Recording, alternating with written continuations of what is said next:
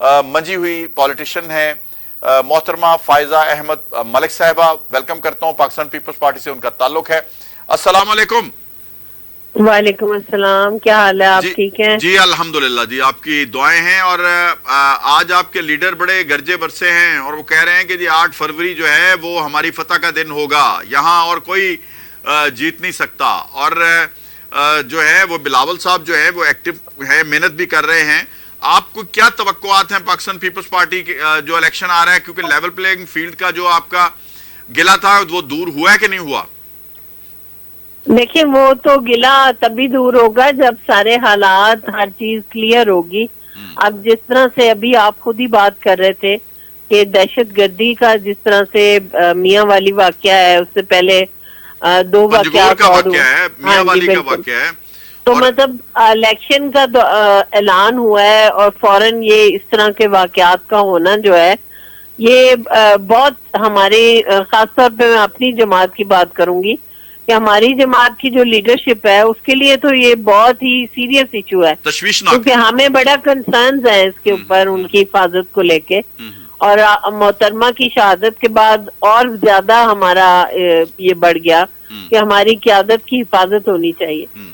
तो मैं समझती हूँ कि वही बात आ जाती है फिर कि हमारे अदारे अपनी जिम्मेदारी को देखें और बहुत मतलब अगर पहले भी वो देखते हैं ज़ाहिर है सही तरीके से, लेकिन अगर कहीं कोताही हो रही है तो उस कोताही को दूर करके अब और सख्ती से निगरानी जो है वो बढ़ा देनी चाहिए, क्योंकि आगे इलेक्शन फेज है। और जब किसी मुल्क में इलेक्शन जब आती है किसी भी कोई भी मुल्क, तो इलेक्शन मोड पे आने के बाद वहां पर जो उसके दिफाई अदारे होते हैं उनकी जिम्मेदारी बहुत बढ़ जाती है। लोगों की, अवाम की जानो माल, पॉलिटिकल पार्टीज के लीडर की जानो माल के लिए, उनकी हिफाजत के लिए उनकी जो मेहनत और उनका काम है वो बढ़ जाता है। तो मैं समझती हूँ कि अच्छे, साफ, शफाफ, गैर जानिबदार इलेक्शन के लिए साजगार माहौल का होना बहुत जरूरी है। बिल्कुल दुरुस्त है। अच्छा, तो ये देखें, हमने आपकी बात बिल्कुल दुरुस्त है। इस वक्त नवाज शरीफ साहब हैं, आसिफ अली जरदारी साहब हैं, बिलावल हैं, मौलाना फजलुर रहमान है, सिराजुल हक साहब हैं। देखें, इन अपने अपने नजरियात हैं, लेकिन ये सारे सियासी जमातों के सरबराहान हैं। तो आप नहीं समझती कि इनकी सिक्योरिटी का बड़ा खास ख्याल रखना चाहिए, क्योंकि किसी भी सियासतदान के साथ अगर कोई खुदा न खास्ता वाकया हो सकता है। तो इस दफा मुल्क जो है पहले ही आपकी चूल्हे हिली हुई हैं और मुल्क इस वक्त मुतहम्मल नहीं हो सकता इस तरह के किसी वाकये का। लेकिन जो 2007 में मोहतरमा की शहादत हुई है, मैं समझती हूँ उसके बाद तो कोई, ये तो आप बहुत बड़े लीडर्स के नाम ले रहे हैं, मैं तो कहती हूँ कि जो छोटे लोग भी हैं, सियासी जमातों के वर्कर भी हैं, हर किसी की जान जो है वो बहुत कीमती है, अवाम की जान बहुत कीमती है। अब जो हमारे सिपाही शहीद होते हैं उनकी जानें भी बहुत कीमती हैं। सिर्फ विजिलेंट होने की बात है। ये जो अभी आपका पॉइंट था कि जी लोग, अब असल में हम लोग जो खुद हैं हम गैर जिम्मेदार हो गए। असल बात ये है कि हम अपने इर्द गिर्द तवज्जो ही नहीं करते कि हमारे आस पड़ोस में कौन रहता है। बरसा बरस गुजर जाते हैं, लोग एक दूसरे का पता ही नहीं होता कि साथ वाले घर में कौन रहता है। अभी ब्रिगेडियर गजनफर साहब थे मेरे साथ, वो कह रहे थे कि जी मियां वाली एयर बेस पे यकीनन जो हमला हुआ है वो कई दिनों से रैकी कर रहे होंगे, वहां पे असलहा लेके घूम रहे होंगे और वहां पे अभी पता चला है कि तंदूर से 40-40 रोटियां जाती रही हैं, उनके लिए खाना जाता रहा है। तो उस वक्त किसी ने नहीं सोचा कि ये कौन लोग हैं जो रोजाना की बुनियाद पर इतनी ज्यादा तंदूर से रोटियां खरीदते हैं। और ये छोटी-छोटी बातें थे, यानी इतने ज्यादा लोग थे। 40-50 रोटियां थोड़ी होती हैं। मतलब एक घर में अगर 15-20 लोग भी हों तो 50 रोटी तो कोई भी नहीं खाता। बस देख लें जरा। ये इतनी, और ये चीजें बड़ी अहम है। अगर हम अवाम जो है वो कम से कम इस तरह की अवेयरनेस होगी हम में, तो शायद हम इसका कला कमा कर सके। अब अच्छा, थोड़ा हम आ जाए, नवाज शरीफ साहब ने आज आपके जो इत्तेहादी थे हुकूमत में, और आप लोगों ने 16 माह बड़ी मोहब्बत के साथ, प्यार के साथ, एक दूसरे के साथ अख्तियारात शेयर किए हुकूमत की। और नवाज शरीफ साहब जितनी भी स्टेटमेंट्स हैं, अगर कोई बिलावल साहब के बारे में उनसे बात करे तो वो कहते हैं कि मेरे बेटों की तरह है। इसी तरह आसिफ अली जरदारी से कोई मरियम साहबा के बारे में बात पूछे तो वो कहते हैं जी मेरी बेटियों की तरह है। तो क्या ये जो सियासी माहौल बनने जा रहा है आगे, हम देखेंगे کہ اسی طرح بڑے ٹھنڈے طریقے سے بجائے ایک دوسرے پہ تنقید کرنے کے ہم اس دفعہ دیکھیں گے کہ اپنا اپنا منشور لے کے سارے آگے بڑھیں گے، جس طرح کی مجھے ماحول نظر آ رہا ہے، کیونکہ اس میں وہ ایلیمنٹ نظر نہیں آ رہا اس دفعہ جو کہتا تھا اوئے توئے زرداری بندوق کی نشست اور اس طرح کی باتیں تھیں. دیکھیں، ایک تو اس گندے کلچر کو بدلنے کے لیے ہم پیپلز پارٹی نے تو ہمیشہ کوشش کی ہے، اور میرا خیال ہے کہ جس طرح سے ہمارے اوپر الزام بھی لگتا ہے کہ جی ہم نے معاہدہ کر لیا یا ہم نے ہاتھ جو ان کے ساتھ ملا لیا، حالانکہ اگر دیکھا جائے تو پاکستان کے اندر جو گزشتہ 4 سال گزرے ہیں، ان 4 سال میں جس طرح سے نفرت کا بیج بویا گیا ہے اور جو بد کلامی اور بد زبانی کا کلچر فروغ پایا ہے، کبھی 90s کی دہائی میں نون لیگ وہ کرتی تھی، لیکن پھر آہستہ آہستہ وقت گزرنے کے ساتھ، اور میں خاص طور پہ ذکر کروں گی وہ 5 سال جو اب پیپلز پارٹی اقتدار میں رہی ہے 2008 سے 13 تک، ان 5 سالوں میں جو آصف علی زرداری صاحب نے پیار کی زبان، معافی کی طریقہ اختیار کر کے لوگوں کو معاف کیا ہے، اپنے دشمنوں کو، اور ان کو آگے بڑھ کے گلے لگائے، یہ ایک کلچر تھا جس کی پاکستان کو ضرورت ہے. ہمیں آگے بڑھنے کے لیے، ترقی کے راستے پہ چلنے کے لیے، یہ جو دہشت گردی ہے اس کو بھی ہم ان چیزوں سے کنٹرول کر سکتے ہیں. جب محلے دار ایک دوسرے کے دشمن ہیں، ایک محلے میں نون لیگ، پیپلز پارٹی اور پی ٹی آئی کے لوگ ہیں، اور وہ ایک دوسرے کو مارنے، جان سے مارنے پہ تلے ہوئے، ان کو ایک دوسرے کی خبر نہیں ہے. یعنی سیاسی مخالفت کو ذاتی دشمنی بنا لیں، دشمنی بنا لی ہے. اب پی ٹی آئی نے یہ کلچر ڈیولپ کر دیا کہ ذاتی دوستیاں بھی ختم ہو جاتی ہیں اس بات پہ کہ جی آپ پی ٹی آئی کے ہیں، گھروں کے اندر آپ دیکھ لیں. اگر ایک بندہ پی ٹی آئی کا، فائزہ ملک صاحبہ، یہ آپ نے بہت ہی اچھا پوائنٹ ریز کیا ہے، کیونکہ میں نے چند دنوں میں یہ چیز بڑی آبزرو کی ہے کہ اس کے باوجود کہ 9 مئی والے واقعے سے وہ ایکسپوز بھی ہوئے ہیں اور ان کے سارے معاملات بھی اب عوام الناس کے سامنے بھی آ گئے ہیں، قوم کے سامنے بھی آ گئے ہیں، پوری دنیا کے سامنے بے نقاب ہو گئے ہیں، اس کے باوجود ان کے ہاں یہ کلچر ابھی ختم نہیں ہوا. اگر کوئی اینکر، اور میں آپ کو ایک مزے کی بات بتاؤں کہ ان کے جو پی ٹی آئی چھوڑ کے استحکام پارٹی میں لوگ گئے ہیں، وہ ابھی اسی کلچر کے دائیں ہیں، اسی کو لے کے چل رہے ہیں. وہ ہاں، فیاض الحسن چوہان صاحب کی گفتگو آپ سن لیں. بالکل، وہ ابھی میرے ساتھ پروگرام میں تھے، وہ اس دن بھی بھام پیدا کر رہے تھے. اچھا، وہ اس دن بھی پروگرام میں کہہ رہے تھے الیکشن نہیں ہونے، پتہ نہیں ہونے بھی ہیں کہ نہیں ہونے.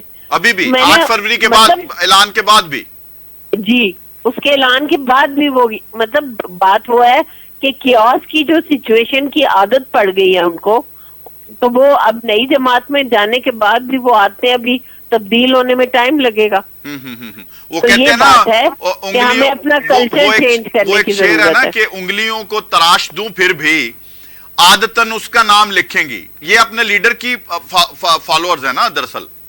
جی، تو وہ جو شاباشی ملتی تھی نا لیڈر کی طرف سے، اب آپ دیکھیں کہ میں یا میرے ساتھ کا کوئی ورکر اگر میڈیا پہ جا کے کوئی بدتمیزی کرے گا تو ہمیں اسی رات بلکہ واپسی پہ سرزنش ہوگی کہ تم نے بد زبانی کی ہے، تم نے غلط کیا ہے.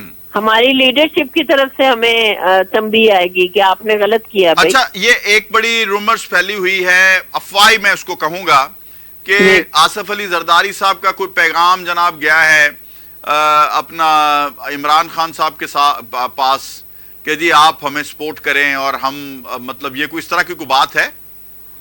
میرا نہیں خیال کہ کوئی ایسی صورتحال ہے. دیکھیں، ہم سب سے پہلے بھی سب کو ایک ٹیبل پہ لانا چاہتے تھے، اور ہم ہمیشہ سے اس چیز کا ہمارا عقیدہ ہے اور یقین ہے ہمیں اس بات پہ کہ سیاسی جماعتیں جب تک اکٹھی مل کے نہیں بیٹھتی، بات چیت نہیں کرتی، مسائل کا حل مل کے نہیں ڈھونڈتی، تو پھر آپ کسی اور کی طرف دیکھنا شروع ہو جاتے ہیں اور کسی اور سے مدد مانگتے ہیں.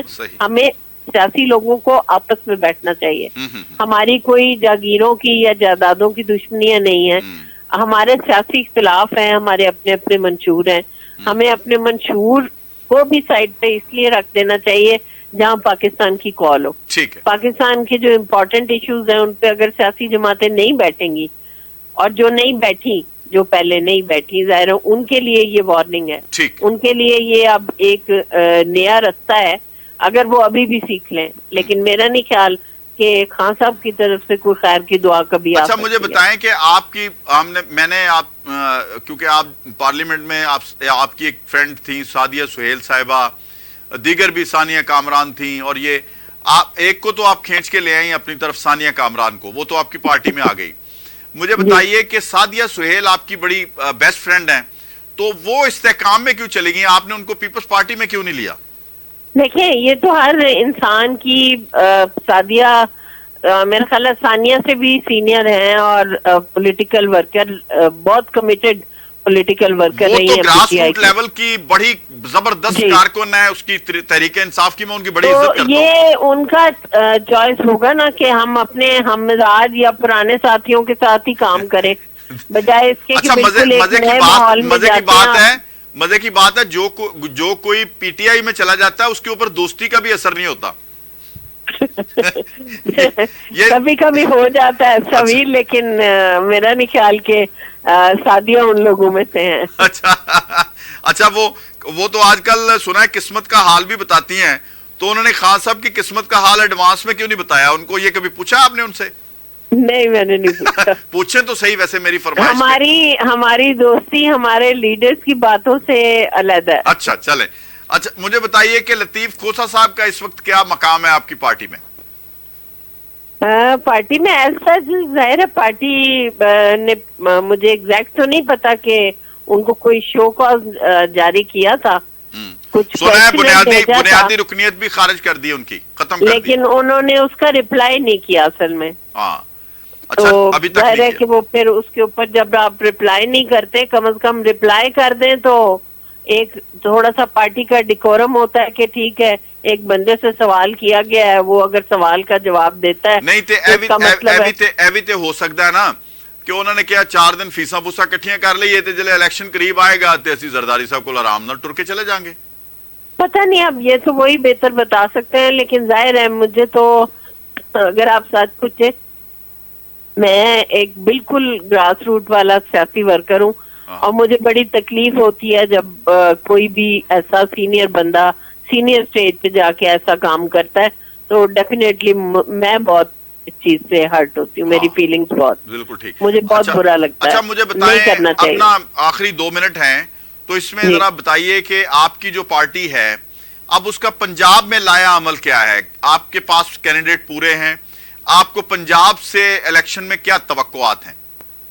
کیونکہ سننے میں یہ آ رہا ہے زرداری صاحب تھوڑا نالاں ہیں کیونکہ ان سے کچھ وعدے کیے گئے تھے, جیسے باپ پارٹی کی صورت میں یا اپنا کے پی کے سے کچھ لوگ جو تھے, اور وہ اپنا بلوچستان سے کچھ لوگ تھے, انہوں نے شمولیت اختیار کرنی تھی پیپلز پارٹی کی. لیکن سنا یہ ہے کہ اب تھوڑے 2-4 دنوں میں 10 تاریخ کو یا اس کے راؤنڈ اباؤٹ کوئی اس طرح کا کوئی پلان ہے کہ نواز شریف صاحب کے لیے میدان سج رہا ہے وہاں پہ بلوچستان میں, وہ سب لوگ جن کی کمٹمنٹ زرداری صاحب کے ساتھ تھی وہ اب مسلم لیگ نواز میں شامل ہونے جا رہے ہیں.